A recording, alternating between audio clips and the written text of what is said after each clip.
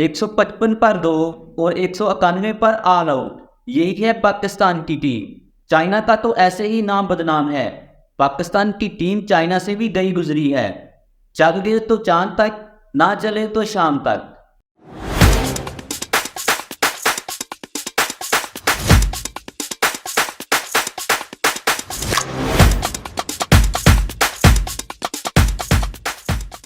मुझे लगता है अब हमें एक ही दुआ करनी चाहिए कि या अल्लाह हमारे दिलों से क्रिकेट के शो को ख़त्म कर दे, वरना किसी दिन मैच देखते देखते ही हम हार्ट अटैक करवा बैठेंगे।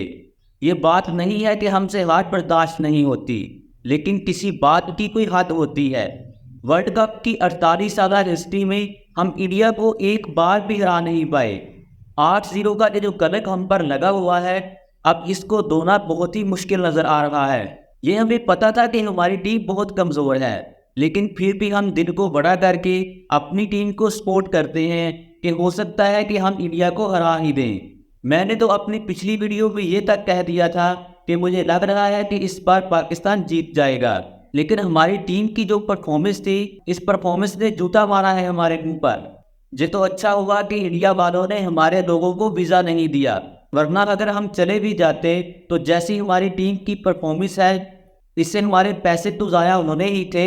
ऊपर से हमने इतना जलील होना था कि हमें जगह नहीं मिलनी थी कि हम अपना मुंह कहाँ छुपाएं। यार पिछले कुछ दिनों से इतना क्रेज़ है क्रिकेट का, जिसे देखो इंडिया पाकिस्तान के मैच की बात कर रहा है। लोगों ने एलसीडीज लगाई हुई थी और पता नहीं क्या क्या सोच के रखा हुआ था, अपना कारोबार छोड़ के बैठे हुए थे कि इंडिया पाकिस्तान का मैच देखना है।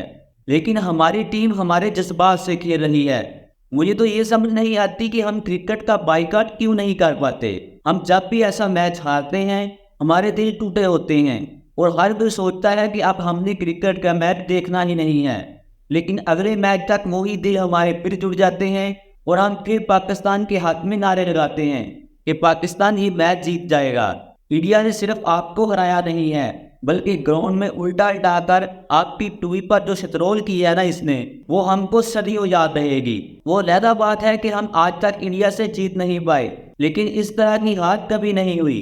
पहले तो जब 155 स्कोर पर 2 खिलाड़ी आउट थे, तो ये नज़र आ रहा था कि शायद पाकिस्तान 300 साढ़े 300 स्कोर करेगा, क्योंकि बाबर आजम और रिजवान क्रीज पर काफ़ी देर से मौजूद थे और उन्होंने इंडिया की 1,30,000 करोड़ का सामना कर लिया था।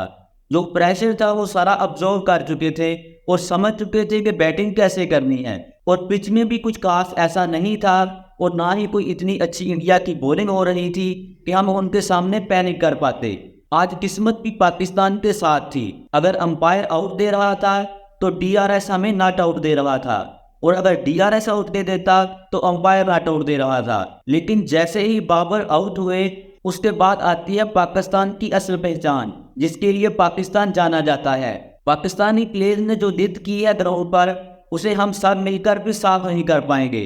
अगर आपकी 155 के स्कोर पर 2 खिलाड़ी आउट हो और आप किसी मोहल्ले की टीम को पकड़कर वहां बैटिंग करवा दें, तो वो भी 200 से ऊपर स्कोर कर लेगी, लेकिन आप सिर्फ 191 स्कोर कर पाए।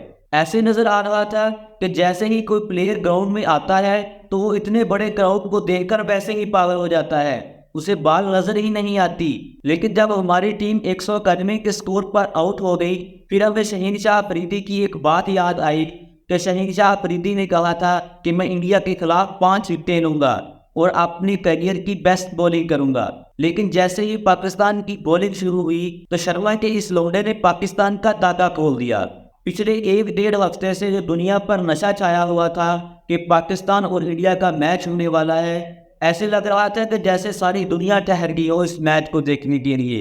वो मैच इंडिया ने 30 ओवर में रन चेज करके ख़त्म कर दिया।